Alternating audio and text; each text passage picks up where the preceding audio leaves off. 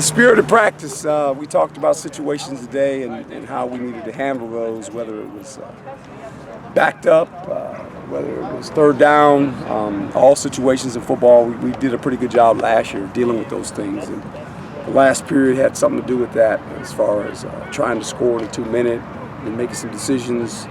When we clock it, when we don't clock it, how we use timeouts. I think the players were well aware of what to do. I tried to ice the kicker a little bit there, and he still made it, which was good. So it was a lot of fun when you have those periods. Good practice, though. It was good practice, a good tempo tonight. Kind of the evolution of practice as you approach game day. Get away from fundamentals into more game situations. It has to be more game situations now, and just situations in football, you know. And we covered it in the meeting today. When we're at the -10 or -5, we talked about trying to get the ball, what I call, into the orange zone. The orange zone is at the 40, the -40, and if you can just get it there, obviously, you change field position with a punt now. Then we talked about the green zone. It's about at the 35 for us, where we feel like we can score points, whether it's a field goal or a touchdown. Then we talked about the red zone for the defense, inside the 20 for the offense. It's at the +15. But we talked about a lot of scenarios today. And they got to be well aware of that, of where the ball is and the situation of the game, using timeouts. We don't generally use timeouts in the first or third quarter. Try to save them for the second and fourth quarter.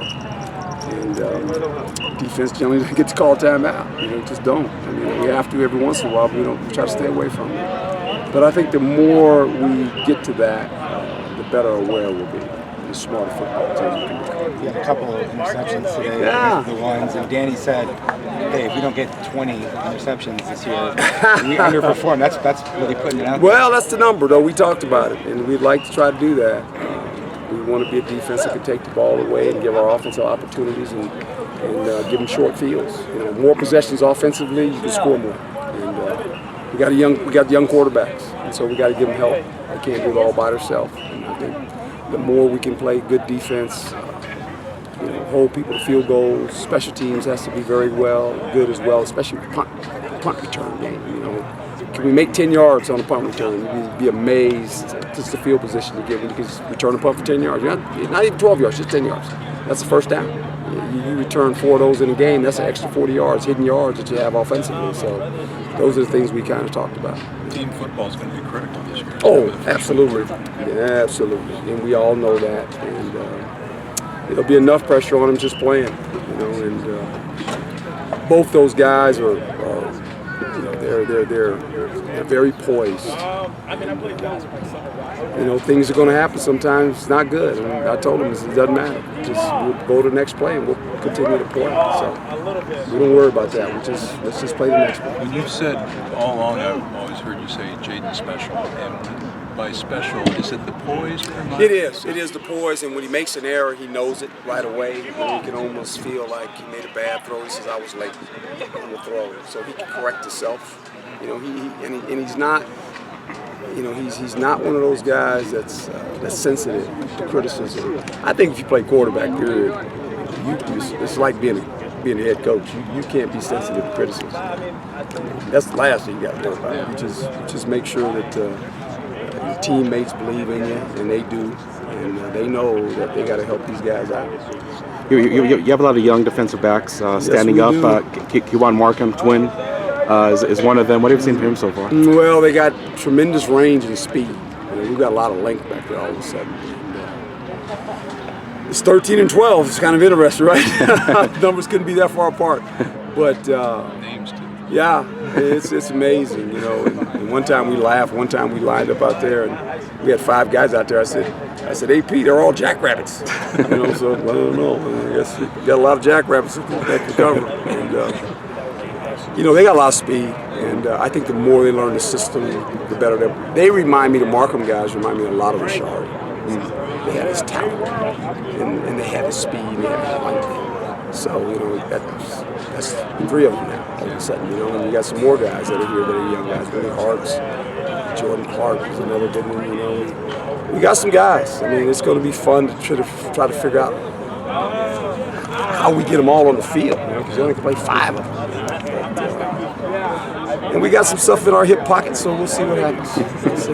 Robertson, how would you describe where he's at now? Merlin? At this point. Yeah, well, he knows the system. You know, and that's these poor guys. I mean, this is not the easiest system to learn. And they're freshmen. They had like what, 15, 18 practices, and then they said, hey, by the way, now you got to go play. So they've been in a year in the system. So him and Butler both, they're way ahead of where they were last year. They should be because they've been in it for a whole year. So you know, they're seasoned veterans because they played so much last year. They weren't freshmen. You know, I looked at it today and I was laughing to all the coaches. Redshirt freshmen and true freshmen, there's 39 guys. Counting both sides of the balls and special teams. So it's a young football team. But we said that, we knew that. And, that's how we're going to roll. That's how we're going to play. So we're fine. Do you feel that Eno Benjamin in the leadership aspect has really stepped up like you wanted Absolutely. And that's required of him. You know, he is one of the premier runners in the country. And he knows there's a lot of weight on his shoulders too. You know, and that's what happens when you're a senior. You know, I shouldn't say a senior, but a junior. You know, as an upperclassman, and Cabral feels the same weight. You know, because you can't put it on the quarterback, especially when they're that young. You guys got the experience. You know, you got a voice, and we got a couple other guys on defense that have proven, you know, they can speak up too. So it's going to be a lot of fun. I mean, I'm every day I come in here to have fun with these guys because they get better and they have enthusiasm. These young guys come to practice every day with enthusiasm, which is, you guys watch them practice. They're having fun. I mean, it's just fun, just fun to watch them, you know. And the more they grow and the more confident they become, the better they become. So that's a good thing. Are you doing a lot of Kent State stuff? We're kind of bobbing and weaving with it, you know, because there's this transformation of we got to get the young guys caught up, but then we also got an opponent coming up pretty soon, so we're kind of doing both. Actually, it's good. Good. Thank you guys. Appreciate you.